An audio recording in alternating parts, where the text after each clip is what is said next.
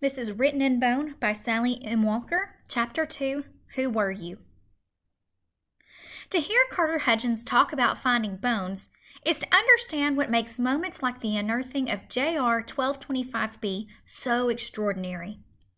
As an archaeologist, I study the material remains of the past in order to understand the histories and cultures of the past, he observed. Most of the time, archaeology concerns the recovery and analysis of artifacts. But in the case of discovering a grave, I actually come face to face with the people I'm studying. This, to me, is fascinating and moving. You actually are meeting the people of the past. They, of course, cannot talk, but they can inform us of the past through proper analysis. With the confirmation that the shaft did indeed contain human remains, the archaeologists turned to the careful and responsible excavation of their find. It was a task that would take Hudgens and team member Danny Schmidt several days and call in their specialized knowledge of human decomposition.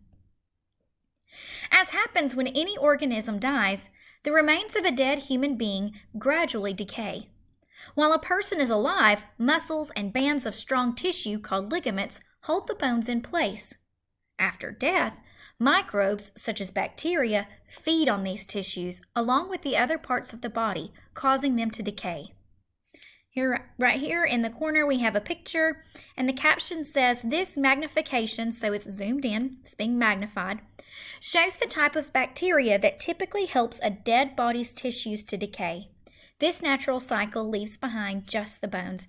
So this picture is referencing what they're talking about here, the microbes that break down those tissues.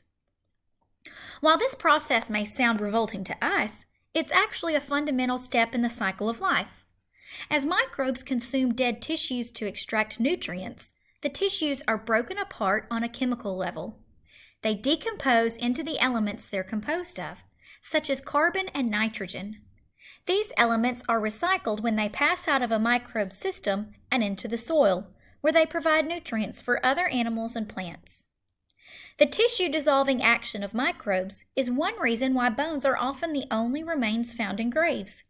It also explains why those bones aren't found as close together or in as orderly a pattern as an untrained person might expect.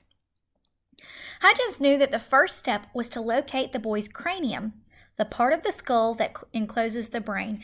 We have this diagram of a skeleton here, and it's labeled with the bones. We went over this a couple of weeks ago. Here's the cranium here. It's typically the highest point of the skeletal remains, Hudgens explained, because the rib cage collapses and other bones settle as the soft tissues that surround them decompose. Typically, rib bones collapse into the chest area and settle near or on top of the vertebrae, the bones that make up a person's backbone. Because most bones settle in this manner, the skull is often a little bit closer to the surface than the rest of the skeleton. So we have our vertebrae here. Here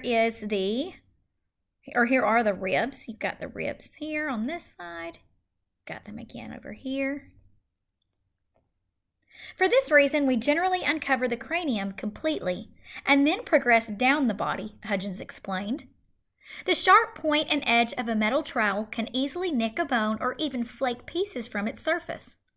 Before continuing the excavation, Hudgens and Schmidt switched from metal trowels to wood and plastic tools, which are softer than metal and less likely to cause damage. With these tools, they uncovered the top portion of the entire skeleton. Hudgens and Schmidt weren't surprised to find that the teenager's skeleton was quite fragile, even for bones 4 centuries old. Fragile means easily broken. The fragility is characteristic of many Jamestown skeletons. Thanks to the same beige-orange clay-filled subsoil that created the telltale post-hole soil stains proving the team had found James Fort. Clay holds moisture longer than many other types of soil. Year after year, each time it rained on the boy's grave, water trickled down through the soil that filled the grave shaft. The rainwater drained away slowly from the dense, clay-filled subsoil. In the meantime, the boy's bones absorbed some of this moisture, causing them to expand slightly. After the water drained away, the bones dried, which made them contract. This alternating cycle, alternating means it goes back and forth, of expansion and contraction caused tiny flecks of bone to break off. On a scale of 1 to 10, with 10 being a skeleton in perfect condition, Hudgens estimated the condition of the boy's skeleton at only a 3 or 4. So we have this picture, and you can see two people here. This is the grave shaft, and here's the skeleton. Here is the cranium, and they said they normally start with the cranium and then work their way down to the rest of the body. Danny Schmidt left, so here's Danny Schmidt, and Carter Hudgens right are removing soil from around JR 1225B's bones to fully expose the skeleton, a technique called pedestaling. So again, I want to remind you of what we read right here. When they first start digging, they use metal trowels, but when they get to the skeleton, they have to swap from metal to wood and plastic because they don't want to nick these bones. The bones are incredibly fragile, they break easily, and it's because, if we look at this paragraph here, the clay in the subsoil holds a lot of moisture, and that moisture helps to break down the skeleton. You have a new subheading up on a pedestal. In theory, the team could have continued the excavation and started to remove the bones from the grave for further study. But once the skeleton has been moved, it isn't possible to recreate the burial scene with complete accuracy, especially if the bones are in poor condition. A forensic anthropologist, such as Doug Owsley, can gather many significant pieces of evidence by examining the bones in situ.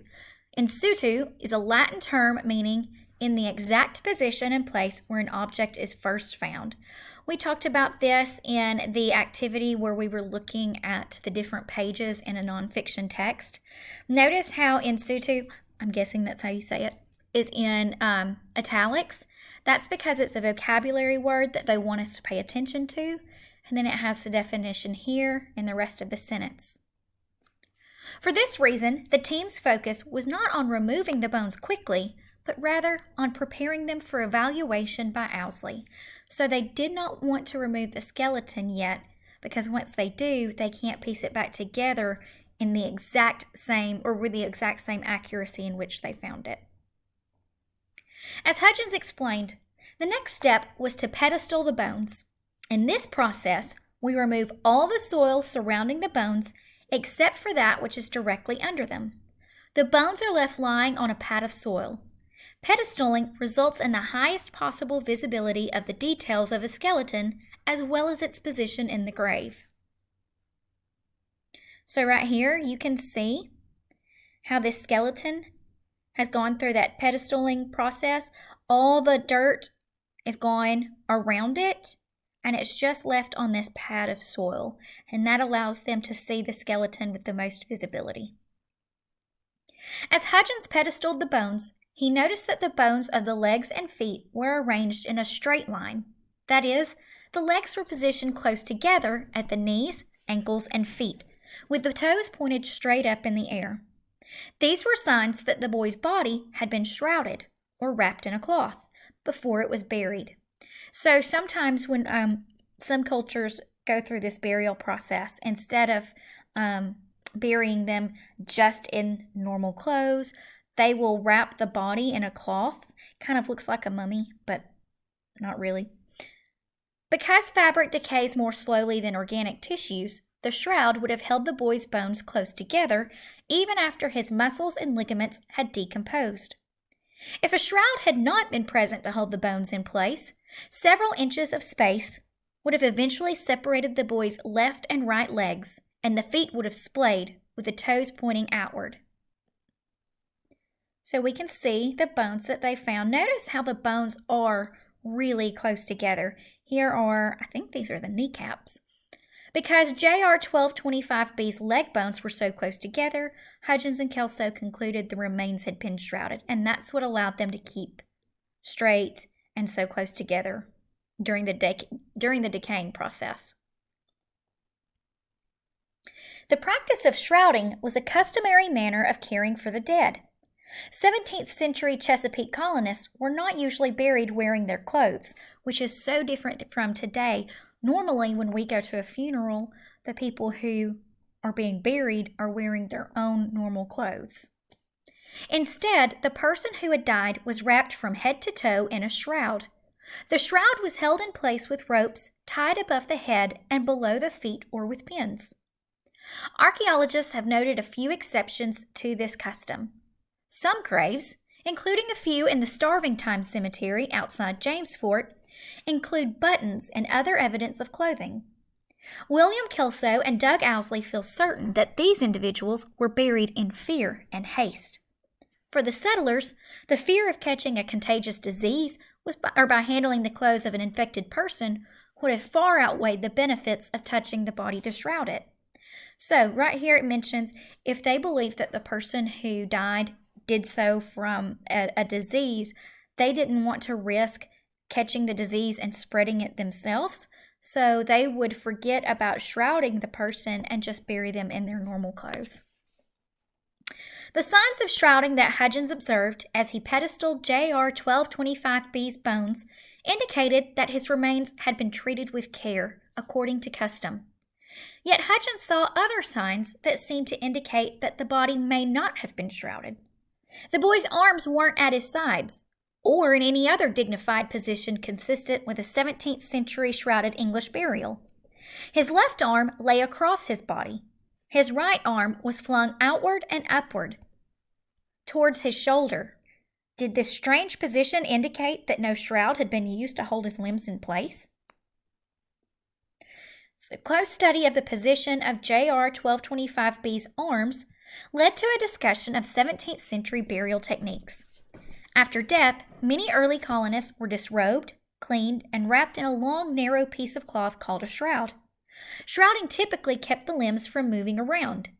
Kelso's team concluded JR 1225B had been shrouded, but the shroud had been loose at the upper body, and you can see because the limbs here are not straight down his body, and they're not tucked together like his legs were. So here's an arrowhead. The arrowhead lying near JR 1225B's left femur raised questions as to how severely the person had been wounded. Remember, a femur, if you go back and look at your skeletal diagram, is one of your leg bones. Look at that. You can see that it looks like it's embedded in the bone. Hudgens and Kelso didn't think so. Often, a shroud was wrapped loosely around the deceased person's chest before it was tied shut above the head. If the boy had been shrouded in that fashion, there would have been room for his arms to shift, perhaps as his body was lowered into the grave. Despite the arms being askew, the close proximity of JR 1225B's legs and feet, along with the position of the toes, provided sufficient evidence to confirm the presence of a shroud. Hudgens made another, less common discovery as he continued to pedestal JR 1225B's bones. Alongside the left femur, the upper leg bone, lay a white triangular arrowhead, its point almost touching the bone. Okay, so I was wrong. It's not embedded. It's just almost touching the bone. The arrowhead was the type of projectile point made and used by the Powhatan Indians, who lived in the area at that time. Its presence was a very clear indication that he was wounded, stated Hudgens. Had the wound been a factor in the boy's death? Perhaps Doug Owsley could shed some light on that question, but before he tried to interpret the meaning of the arrowhead, he would have many other puzzles to consider.